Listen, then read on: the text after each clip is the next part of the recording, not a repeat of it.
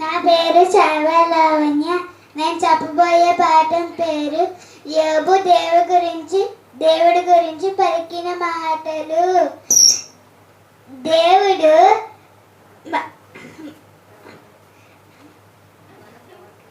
దేవుడు మన ప్రవర్తనను ఎరుగును.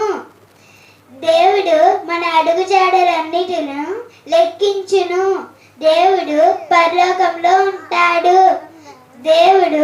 దేవుడు ఆజ్ఞల ప్రకారం మనం జీవించాలి.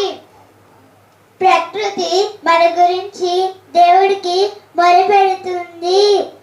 దేవుడు మనల్ని న్యాయమైన త్రాసులోకి తోస్తాడు.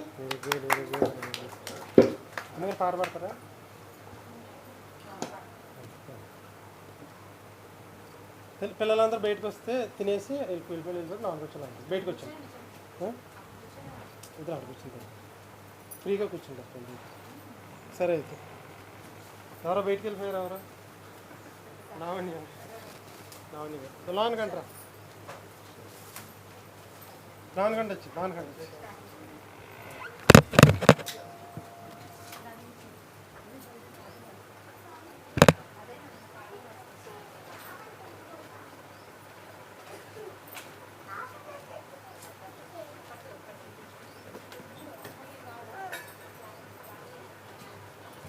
వెళ్ళి వచ్చాయి ఎక్కడికి?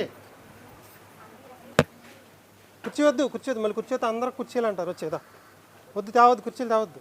అక్కడ నుంచి వద్దు, అక్కడ నుంచి